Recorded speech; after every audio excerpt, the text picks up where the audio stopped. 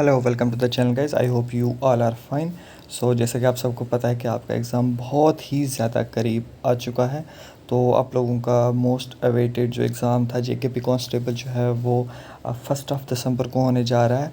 और ये बहुत बड़ी रिक्रूटमेंट है। जैसा कि आप सबको पता है कि 4000 प्लस जो वैकेंसीज़ हैं वो इस टाइम पे हैं। तो आप सबको जो है अपनी जो तैयारी है वो भी बूस्ट कर लेनी चाहिए। जैसे कि अभी रूमर्स चल रहे थे कि एग्ज़ाम पोस्टपोन होने के चांसेस हैं, बट जेके एसएसबी ने अपने Twitter handle official Twitter handle से जो है ये चीज़ क्लियर कर दी है कि एग्ज़ाम जो है एज़ पर शेड्यूल होगा। ठीक है, मान लो गवर्नमेंट अगर चाहती भी है कि एग्ज़ाम डिले करना, बट जो ऑफिसर्स होते हैं, जो जेके एसएसबी के मेंबर्स होते हैं, वो जब गवर्नमेंट को कन्विंस करते हैं कि हमने सारी तैयारियां कर दी हैं, हमने ऐसा तो नहीं है ना कि एग्ज़ाम डिसाइड हुआ और ये पेपर ले लिया 10 बच्चों का 20 बच्चों का। आपको पता है 3 लाख प्लस एग्ज़ाम वो फॉर्म जो है वो लग चुके हैं। आपको पता है कितनी बड़ी स्ट्रेंथ में बच्चे इस एग्ज़ाम्स को देने वाले हैं। तो जब ये वाली चीज़ सामने आती है तो ऑफिसर्स भी जो हैं बोर्ड और डायरेक्टर्स और मेंबर्स जो होते हैं जेके एसएसबी के, वो कन्विंस करते हैं उस टाइम गवर्नमेंट को, हमने सारे अरेंजमेंट्स कर दिए हैं, हमने सारी चीज़ें क्लैरिफाई कर दी हैं, इतना बड़ा एग्ज़ाम्स होने जा रहा है। तो फ़िलहाल अगर आप अपनी उस पॉलिटिक्स को इसको बाहर रखेंगे तो ऑब्वियसली सबके लिए बेटर होगा। तो इस तरीके से गवर्नमेंट को भी कन्विंस किया जाता है कि आप अपने फ़ैसलों को इस टाइम ये मत करें। अगर थोड़ा सा पहले किया होता तो हो सकता है एज रिलैक्सेशन मिल जाती, बट इस टाइम पे शायद क्लेरिफाई मोस्टली ये वाली चीज़ क्लेरिफाई कि 1 दिसंबर को ही आपका एग्ज़ाम होने वाला है। ये चीज़ बहुत क्लियर है। तो अब आपको क्या करना है, आपको अपनी तैयारी बूस्ट कर लेनी। जिसने फॉर्म भर दिया हुआ है, जो फॉर्म भर रहा है, उसको क्या करना है, उसको बहुत ज़्यादा अच्छे से तैयारी करनी है ताकि इसी साल इसी चांस में उसकी जॉब लग जाए। क्योंकि आपको पता है कि देखो बच्चे कितने परेशान होते हैं अवरेज हो जाने की वजह से। तो ज़्यादा बात ना करते हुए हम सबसे पहले आपको ये चीज़ें क्लैरिफाई कर दें कि द एग्ज़ाम काउंसलर का जो एप्लीकेशन है वहाँ पे आपको फ्री ऑफ कॉस्ट जो है टेस्ट सीरीज़ मिल जाएगी कांस्टेबल की। आप वो अवेल कर सकते हैं। डिस्क्रिप्शन बॉक्स में आपको लिंक मिल जाएगा एप्लीकेशन का, वहाँ से डाउनलोड करें। चैनल पे नए हो तो चैनल को सब्सक्राइब कर दो। और सीरीज़ कैसी लगी ये कमेंट बॉक्स में आप डेफिनेटली ज़रूर बताना। और मेरे साथ साथ आप क्वेश्चन अटैम्प्ट करना, ये one of the best thing है।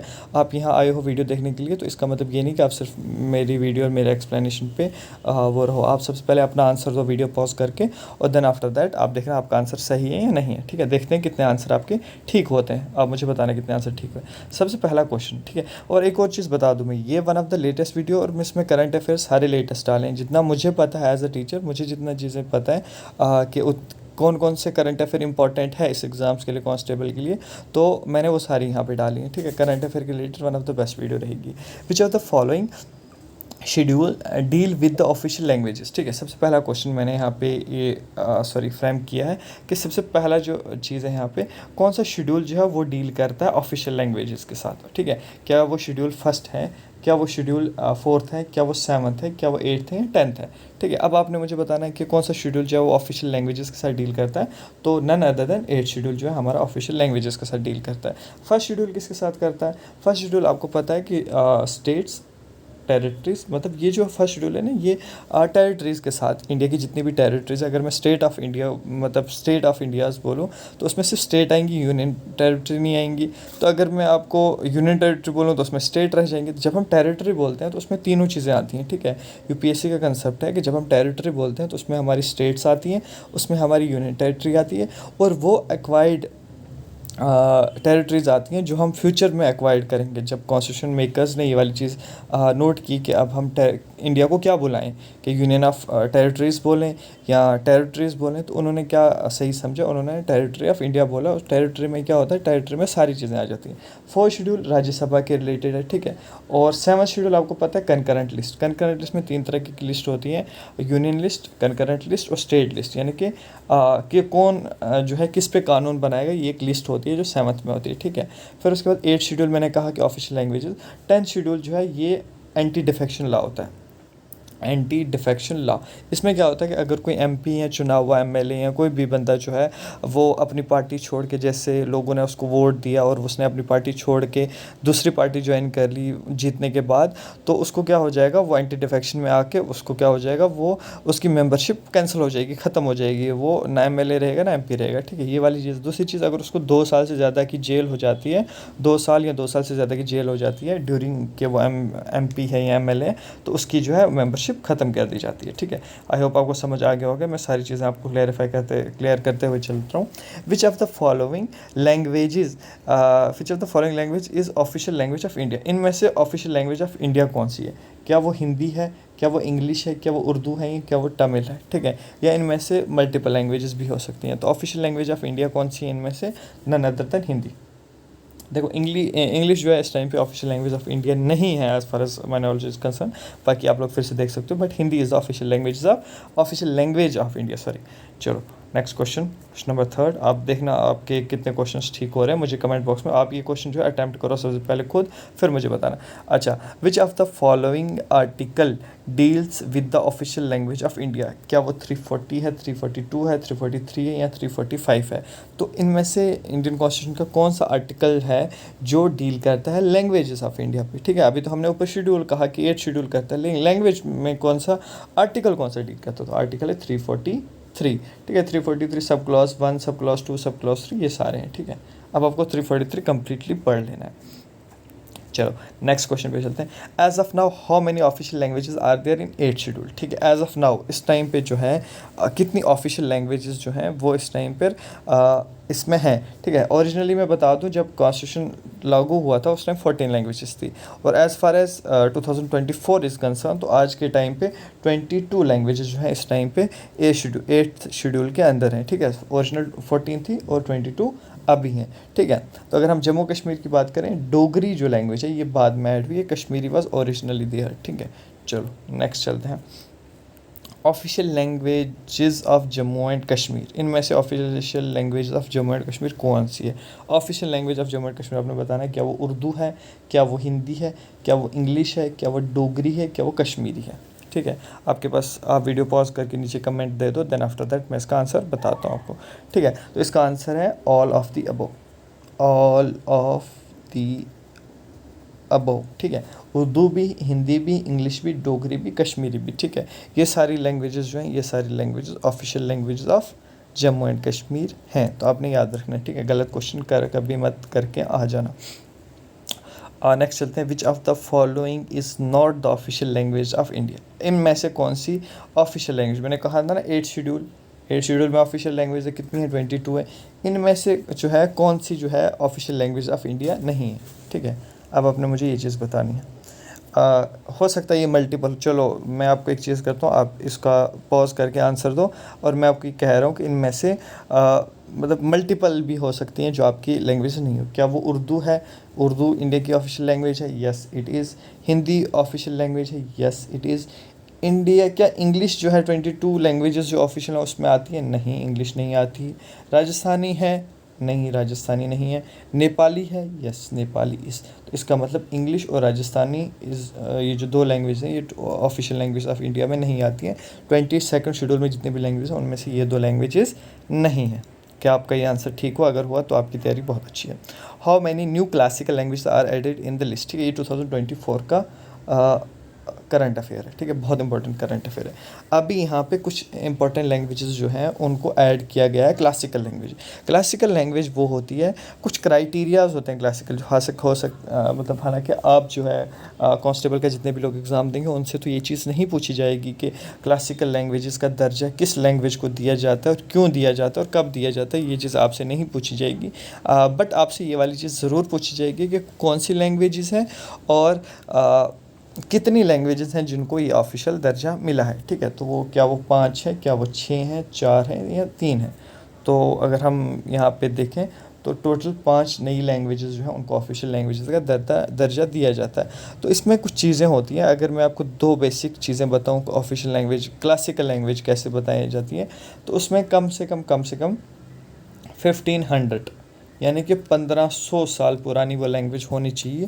और वो वाली लैंग्वेज जो होती है ना, वो वाली लैंग्वेज अपनी ओरिजिनल फॉर्म में होनी चाहिए, यानी कि किसी का डायलेक्ट नहीं होना चाहिए। जैसे हिंदी है, उर्दू है, ठीक है, ये लोग जो है ना, ये लैंग्वेजेस जो हैं ये लोग इवॉल्व हुई हैं, ये लैंग्वेज जो है ना वक्त के साथ बदलती गई हैं खुद को, ठीक है। लेकिन कुछ लैंग्वेजेस हैं जैसे लाइक तमिल, तेलुगु, मलयालम, ठीक है, ये जो सदर्न लैंग्वेजेस हैं कुछ, ये सारी क्लासिकल, तमिल क्लासिकल लैंग्वेज है, कन्नड़ इसकी क्लासिकल लैंग्वेज है, अच्छा तेलुगु क्लासिकल लैंग्वेज है, Oriya is a classical language. तो these are some important classical languages. इनका डायलेक्ट जो है 1500 साल पुराना है और डायलेक्ट इनका ओरिजिनल है, ठीक है। तो ये एक क्राइटेरिया होता है क्लासिकल लैंग्वेजेस को डिफाइन करने का, ठीक है। अब हम आगे चलते हैं नेक्स्ट क्वेश्चन पे। Next question is how many classical languages are there in the list, ठीक है। अब यहाँ पे टोटल मैंने क्या कहा, मैंने कहा आपके पास 5 अभी ऐड हुई हैं, तो इसका मतलब पहले कितनी थी, तो यही आपने जो है आंसर देना है। तो इसका मतलब पहले थी आई थिंक 6, ठीक है, और 6 और 5 कितनी हो जाती हैं 11। तो इस टाइम पे 11 लैंग्वेजेस जो हैं ये इस टाइम पे official languages of classical languages of India हैं इस टाइम पे। अभी मैं आपको यहाँ पे एक एक्सप्लेन कर दूँ कि वो कौन कौन सी नई लैंग्वेजेस जो हैं वो यहाँ पे इन्होंने इंट्रोड्यूस करी है इस बार। तो एक आ गई मराठी, ये महाराष्ट्र में बोली जाती है, ठीक है। बंगाली, ये बंगाल में, वेस्ट बंगाल में बोली जाती है। असमी, ये असम में बोली जाती है। फिर आती है प्राकृत और पाली, ठीक है। इसका अभी कोई ऐसा ऑफिशियल डाटा नहीं है कि ये वाली लैंग्वेज कहाँ बोली जाती है कहाँ नहीं, बट अगर हम हिस्टोरिकल बैकग्राउंड देखें पाली और प्राकृत का, ये बहुत इंपॉर्टेंट लैंग्वेज रही है इंडिया की हिस्ट्री के अकॉर्डिंगली, ठीक है। क्यों इंपॉर्टेंट रही है, क्योंकि बुद्धिज़्म की जितनी भी टीचिंग्स हैं वो मोस्टली उन्होंने जो लैंग्वेज अडॉप्ट की बुद्धिज़्म ने, उन्होंने पाली लैंग्वेज को अडॉप्ट किया, ठीक है। और अगर हम बात करें जैनिज़्म की, तो जैनिज़्म ने जो लैंग्वेज अडॉप्ट की वो की प्राकृत, ठीक है। तो ये दोनों लैंग्वेज हैं, ये दो बड़े इंडिया जो रिलीजन है, दो बड़े इंडिया के ओरिजिनेट हुए हैं इंडिया से, तो उन दोनों के साथ एसोसिएट है, ठीक है। आपने क्या याद रखना है, आपने याद रखना है कि मराठी, पाली, प्राकृत, असामीज़ और बंगाली, ये ठीक है, ये वाली लैंग्वेज जो है ये नई ऐड हुई हैं। और पुरानी कौन कौन सी है, तमिल, तेलुगु, कन्नड़ होगी 3, उड़िया होगी 4, और आई थिंक उड़िया के बाद मलयालम होगी 5, और एक और लैंग्वेज है, ठीक है। आप लोग ये चीज़ ज़रूर डिफ़ाइन करना कि वो एक लैंग्वेज कौन सी है, और कमेंट बॉक्स में आप बता देना कि पहली वाली 6 और अभी की जो 5 है, ये सारी लैंग्वेज आप कमेंट बॉक्स में ज़रूर लिखना है, ठीक है, आपको याद रह जाएंगी। और यहाँ से क्वेश्चन डेफिनेटली बनने के चांसेस है, क्योंकि बहुत बड़ा करंट अफेयर है, ठीक है। क्लासिकल लैंग्वेज ऐसा नहीं है कि हर दूसरे साल कोई आके क्लासिकल लैंग्वेज को चेंज करके जाता है, ऐसा बिल्कुल भी नहीं है, ठीक है। चलो अब हम नेक्स्ट चलते हैं। अब यहाँ पे इंपॉर्टेंट क्वेश्चन ये बनता है कि डोगरी जो जम्मू की लैंग्वेज है, ठीक है, ये डोगरी जो है इसको 8th शेड्यूल में कब डाला गया, कौन से अमेंडमेंट के तहत डाला गया। अमेंडमेंट क्या होती है, देखो जब कॉन्स्टिट्यूशन बना तो आर्टिकल 368 ये एक आर्टिकल डाला गया कि आप जब भी संविधान यानी कि कॉन्स्टिट्यूशन को चेंज करने की कोशिश करेंगे तो आपको इस आर्टिकल की ज़रूरत पड़ेगी, ठीक है। आप जब भी कॉन्स्टिट्यूशन चेंज करने जाओगे तो आपको कुछ आर्टिकल्स की ज़रूरत पड़ेगी। ये आर्टिकल जो 368 है ये एक टूल है, ठीक है, गवर्नमेंट का एक टूल होता है, वो इसका यूज़ करके क्या करते हैं, आप कॉन्स्टिट्यूशन को बदलने की कोशिश करते हैं। बदलना इन द सेंस ऐसा नहीं कि नेगेटिव एस्पेक्ट में, पॉजिटिव एस्पेक्ट्स में। जब हिंदुस्तान आज़ाद हुआ था 1947 में और कॉन्स्टिट्यूशन जब इम्प्लीमेंट किया गया 26 नवंबर 1949 एज वेल एज 26 जनवरी 1950 को, तो उसमें क्या हुआ कि तब का सिनेरियो थोड़ा डिफरेंट था, आज का सिनेरियो थोड़ा डिफरेंट है। तो वक्त के साथ साथ चीज़ें इवॉल्व होती हैं, ठीक है। इसीलिए हमारे कॉन्स्टिट्यूशन को है लिविंग डॉक्यूमेंट भी कहा जाता है। ये जीता जागता डॉक्यूमेंट है, ये खुद को बदलता है, ये खुद को इवॉल्व करता है वक्त के साथ।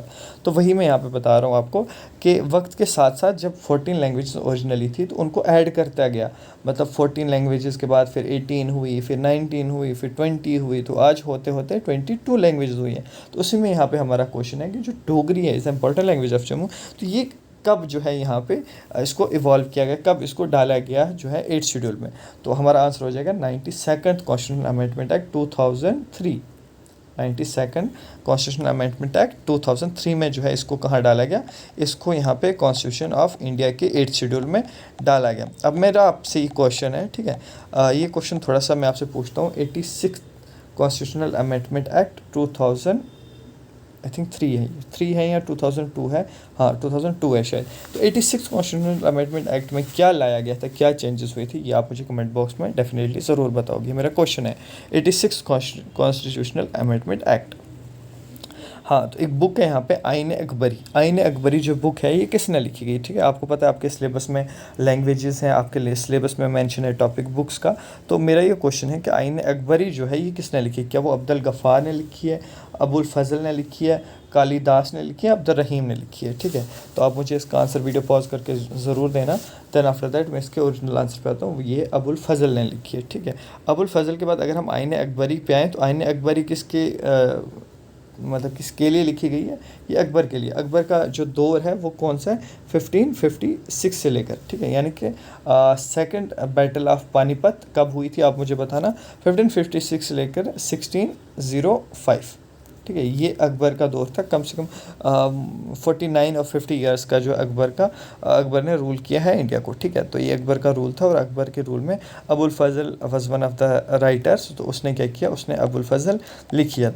तो अबुल फजल में जो है कुछ 9 एक लोग थे जिनको नौ रत्नास कहते थे, ठीक है। 9 रत्नास, आपको उनके नाम याद होने चाहिए क्योंकि क्वेश्चन में वनडे एग्जाम्स में ये वाली चीज़ें पूछी जाती हैं, ठीक है। अब नेक्स्ट चलते हैं। आनंद मठ वाज रिटन बाय। आनंद मठ इज़ अ इम्पॉर्टेंट बुक जो कि हम कह सकते हैं कि मॉडर्न हिस्ट्री में इसका शुमार होता है। तो आनंद मठ किसने लिखी है? क्या वो वाल्मीकि ने लिखी है? क्या वो बंकिम चंद्र चटर्जी ने लिखी है? कालिदास ने लिखी है? या अब्दुल रहीम ने लिखी है, ठीक है। तो अब आप मुझे बताओगे इसका आंसर कमेंट बॉक्स में। इसका आंसर जो ऑप्शन नंबर बी है, बंकिम चंद्र चटर्जी जो है, ये इसका राइट आंसर हो जाएगा। बाकी वाल्मीकि का जो है, वाल्मीकि रामायण,